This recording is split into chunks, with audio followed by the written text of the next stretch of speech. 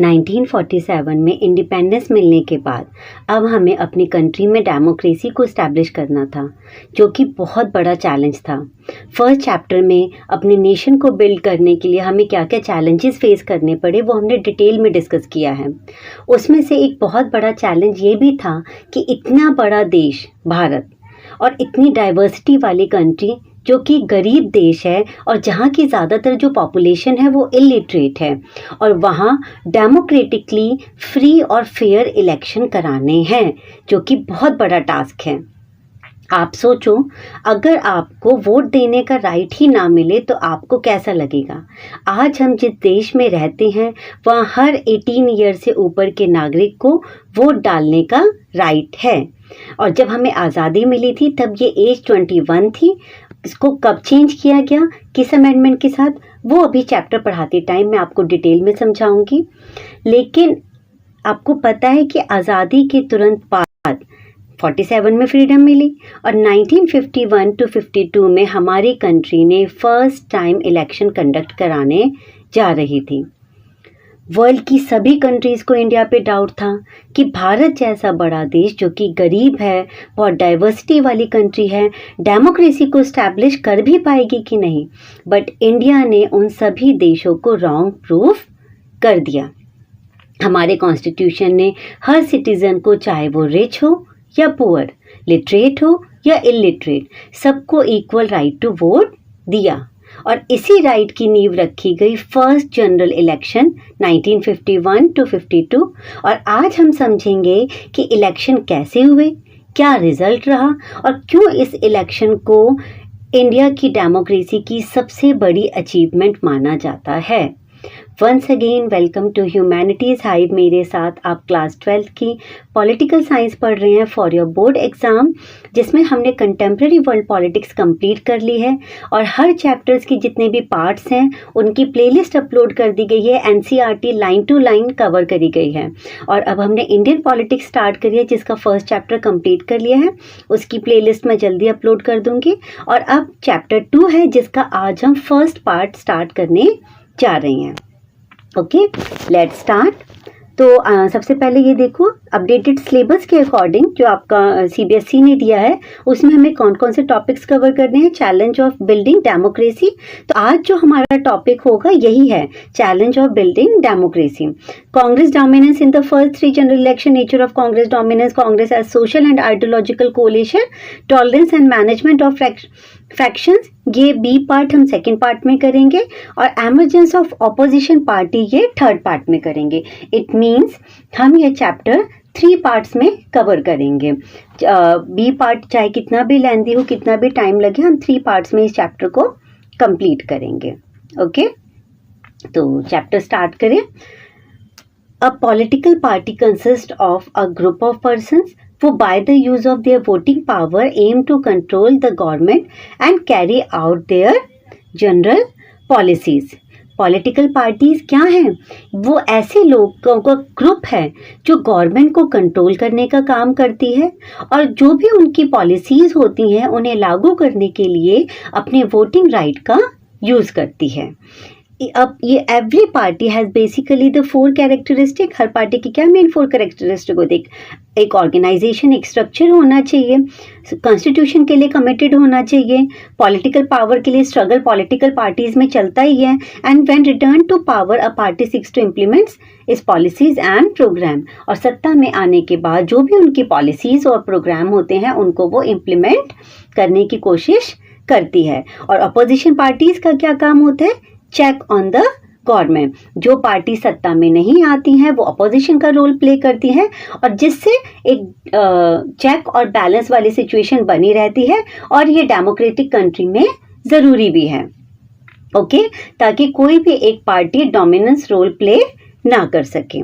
ठीक है, chapter start करने से पहले समझना ज़रूरी है। उसके बाद फर्स्ट टॉपिक जो है हमारा, चैलेंजेस ऑफ बिल्डिंग डेमोक्रेसी। अब डेमोक्रेसी को स्टैब्लिश करना है तो उसके लिए क्या क्या चैलेंजेस हमें फेस करने पड़े। अभी अभी आज़ाद हुआ हमारा देश, और बिल्कुल गरीब था, जिसकी ज़्यादातर जो जनता थी वो इलिटरेट है, और इतनी डाइवर्सिटी वाली कंट्री में इलेक्शन कंडक्ट कराना कोई ईजी टास्क नहीं था। तो देखते हैं क्या क्या चैलेंजेस हैं। Independent India was born in very difficult circumstances, बिल्कुल।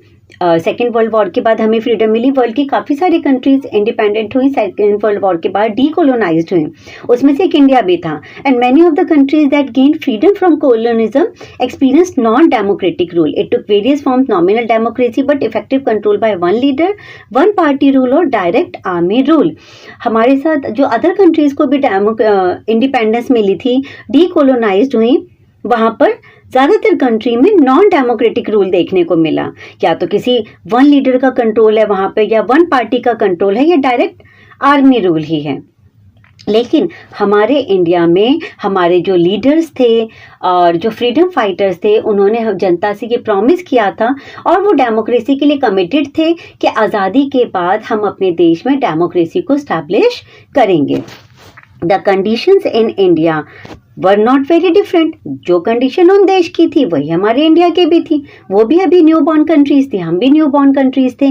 But the leaders of the newly independent India decided to take the more difficult path. लेकिन हमने डिसाइड किया कि हमें डिफिकल्ट पाथ चूज करेंगे, डेमोक्रेसी को स्टैब्लिश करेंगे और जो हमें चैलेंजेस फेस करने पड़ेंगे वो हम करेंगे।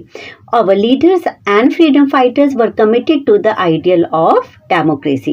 The purpose of competitive politics is to intensively protect the public interest.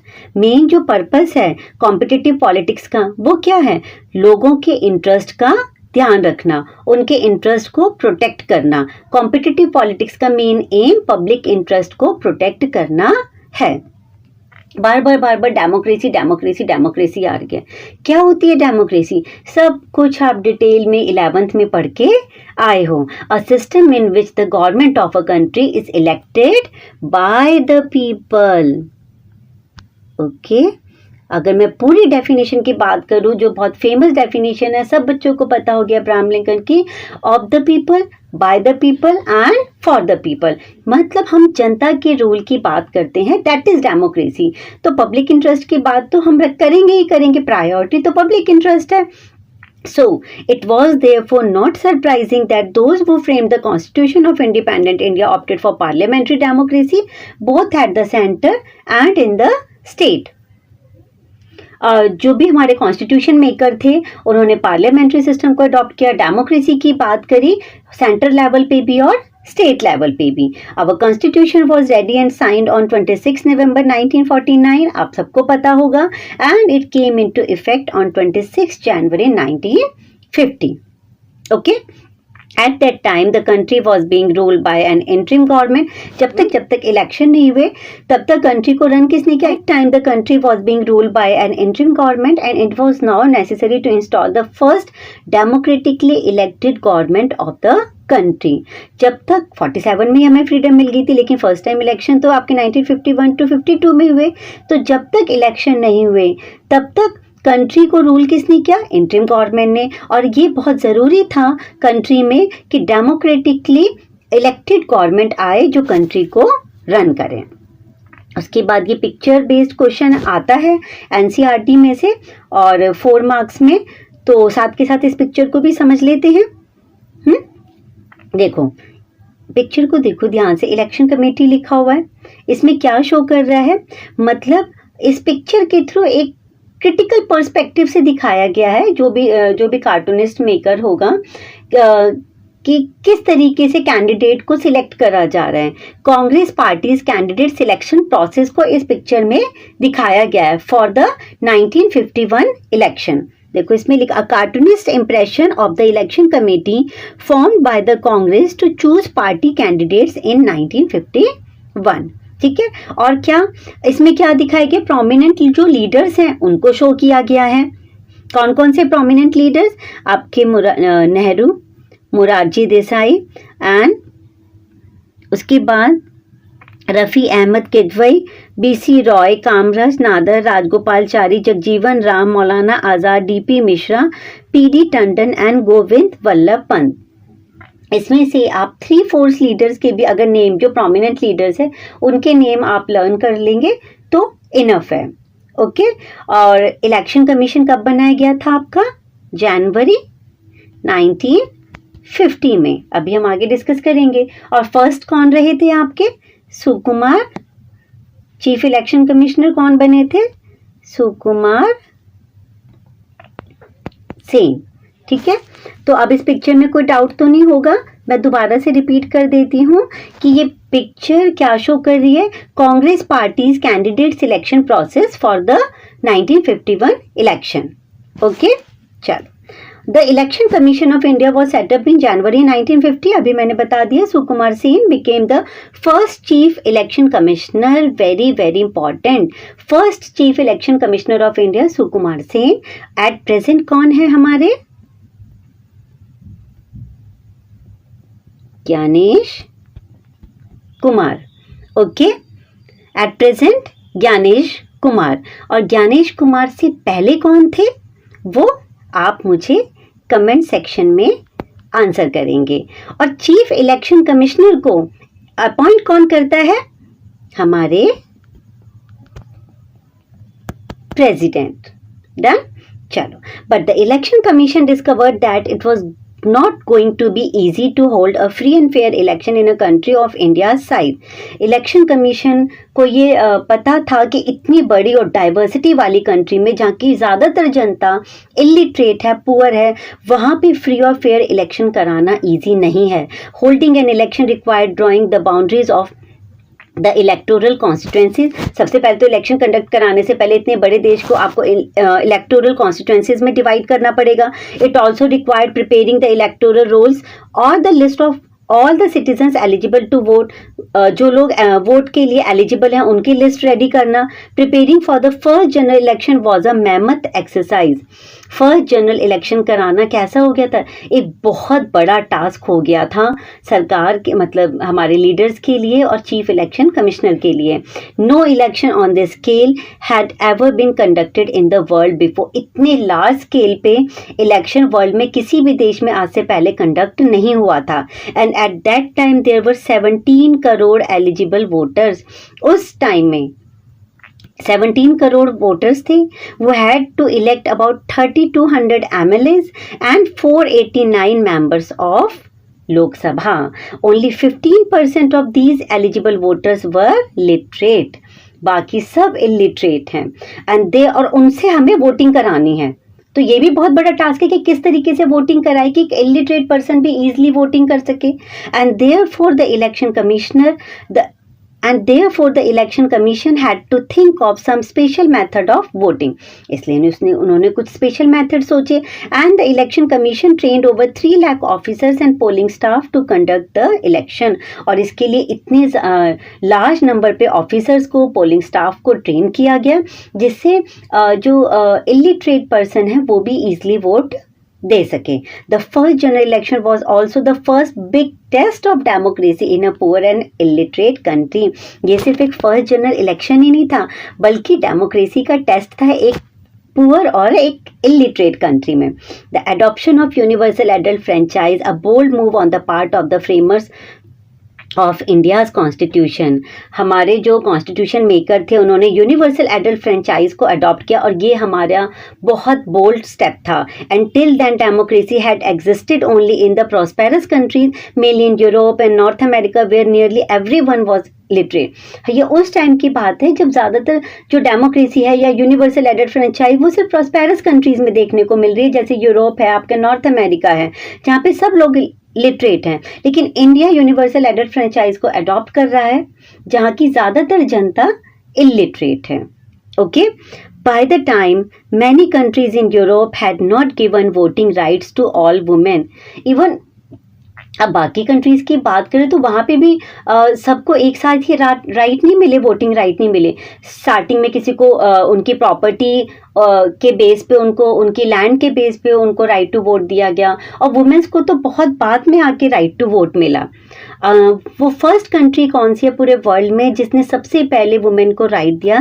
That is New Zealand.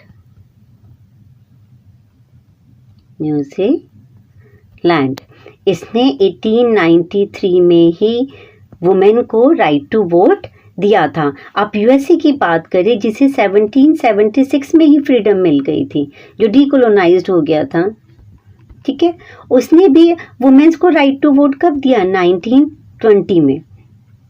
आप यूके की बात करें, उसने 1928 में पूरे तरीके से मतलब मैन के बराबर वुमेन को राइट टू वोट दिया, और 1918 में भी अगर राइट टू वोट दिया तो वो प्रॉपर्टी के बेस पे दिया, और फाइनली 1928 में जाके दिया। तो ये क्यों बता रही हूँ मैं, इससे आपको ये समझ में आ रहा है कि इंडिया ने कितना बोल्ड स्टेप लिया था कि आज़ादी के तुरंत बाद ही जनता को, लोगों को, सबको बिना किसी भेदभाव के सबको राइट टू वोट दिया, चाहे वो मैन हो, वुमेन हो, रिच हो, पुअर हो, लिटरेट हो या illiterate home. And in this context, India's experiment with universal adult franchise appeared very bold and risky. An Indian editor called it the biggest gamble in history. और ये हमने जो universal adult franchise adopt करी थी, ये हमारे मतलब बहुत बोल्ड स्टेप था और रिस्की भी था कि पता नहीं सक्सेस हो पाएगा कि नहीं। इवन कई मैगजीन्स, एडिटर्स या अदर कंट्रीज़ की जो मीडिया के थ्रू भी इंडिया के इस स्टेप पे कमेंट करी जा रही थी कि ये बिगेस्ट गैम्बल है हिस्ट्री का। Organiser a magazine wrote that Jawaharlal Nehru would live to confess the failure of universal adult franchise in India. बात पर पूरी यूनिवर्सल एग्रीमेंट है कि इंडिया के पीपल ने वर्ल्ड हिस्ट्री में डेमोक्रेटिक इलेक्शन में सबसे बड़े एक्सपेरिमेंट में कमेंडेबल वर्क किया। Organizer a magazine wrote that Jawaharlal Nehru would live to confess the failure of universal adult franchise in India. एक मैगजीन या ऑर्गेनाइजर ने ये कमेंट करी जवाहरलाल नेहरू पे कि उन्हें यूनिवर्सल एडल्ट फ्रेंचाइज के फेल्योर को देखने के लिए उन्हें सरवाइव करना पड़ेगा और उन्हें ये हार देखनी पड़ेगी। But they all have been proved wrong. लेकिन सभी की ये बातें रॉन्ग प्रूफ हुई। The election had to be postpone twicely, और 2 बार एक्सटेंड कर दी गई date, and finally held from October 1951 to February 1952. Elections were competitive. The level of participation was encouraging. When the results were declared, these were accepted as fair even by the losers. बहुत competitively तरीके से election हुए, लोगों का participation बहुत अच्छा था, बढ़ चढ़कर लोगों ने भाग लिया, क्योंकि आज़ादी के बाद फर्स्ट टाइम उन्हें अपनी सरकार चुनने का मौका मिल रहा था। और जो रिजल्ट आया तो सबने इस बात को एक्सेप्ट किया कि बिल्कुल फ्री और फेयर तरीके से इलेक्शन हुए। इवन जो पार्टीज हार गई थी उन्होंने भी इस बात को एक्सेप्ट किया। The Indian experiment had prove the critics wrong. और जितने भी क्रिटिक्स थे जो इंडिया के इस स्टेप को क्रिटिसाइज कर रहे थे, कमेंट कर रहे थे, और उन सबको रॉन्ग प्रूफ कर दिया। The Hindustan Times claim that there is universal agreement that the Indian people have conducted themselves admirably in the largest experiment in democratic elections in the history of the world. इस बात पर universal agreement हुआ कि Indian people ने world history में democratically election के सबसे बड़े एक्सपेरिमेंट में कमेंडेबल वर्क किया है। Okay, and observers outside India were equally impressed. और इंडिया के बाहर जितनी भी देश इंडिया के इस स्टेप को ऑब्जर्व कर रहे थे उन्होंने भी इंडिया की तारीफ करी। And India general election of 1952 became a landmark in the history of democracy all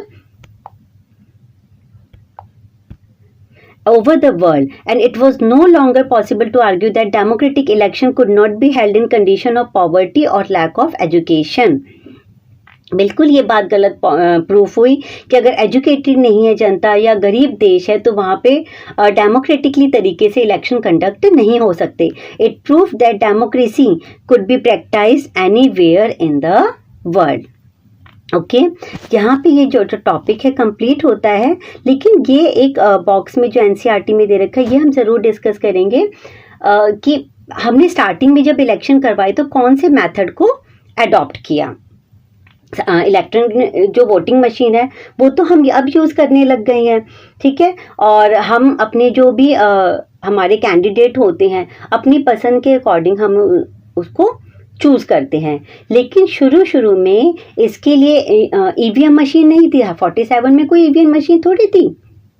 उस टाइम क्या था, जो वोटिंग का जो तरीका था उसमें वो क्या कहा गया, कैसे कराया जाता था, इसको आप रीड करिएगा। देखो मैं आपको समझा देती हूँ कि हर एक कैंडिडेट के लिए जो कैंडिडेट खड़े हुए हैं, ठीक है, एक एक इस तरीके से बॉक्स रखे जाएंगे। जैसे ये अलग पार्टीज़ का है, ठीक है, ये 2 पार्टीज़ का है, ये 3 पार्टीज़ का, ये 4 पार्टी का, ये 5 पार्टीज़ का है, ठीक है। और उन सब के लिए अलग अलग बॉक्स रखे जाएंगे और जो भी वोटर्स आएगा वो अपनी पसंद वाले कैंडिडेट के बॉक्स में उसको एक खाली पेपर दिया जाएगा, वोटिंग पेपर दिया जाएगा, जो उस बॉक्स में डाल देगा। फॉर एग्जांपल अगर मेरी प्रायोरिटी 3 नंबर है तो मैं अपना यहाँ डालूंगी, कोई सेकंड पर्सन है किसी ने अपने इस वाले कैंडिडेट के बॉक्स में डाला, कोई थर्ड पर्सन है उसने इस वाले कैंडिडेट के बॉक्स में डाला, और मान लो सबसे ज़्यादा अगर 5 नंबर वाले में डले हैं, ठीक है, तो फिर ये कैंडिडेट जीत जाएगा। समझ में आया? और हर जो उनके बॉक्सेस होते थे ना, उन पे उनके जो वोटर्स साइन होते थे वो उन पे मार्क होते थे कि जिससे जो कैंडिडेट है वो पहचान लेगा और उसी बॉक्स में उस पेपर को, वो बैलेट पेपर को डालेगा। और इसके लिए कम से कम 20 लाख स्टील बॉक्सेस यूज किए गए थे। ये देखो लिखा हुआ है, each voter was given a blank ballot paper which they had to drop into the box of the candidate they wanted to vote. समझ में आया कि अब मैं जिसको वोट डालना चाहती हूँ मैं उसमें वो बैलेट पेपर को डाल दूंगी। स्टार्टिंग के जो 2 इलेक्शन हुए उसमें इसी मेथड को अडॉप्ट किया गया, बट उसके बाद ये मेथड चेंज किया गया।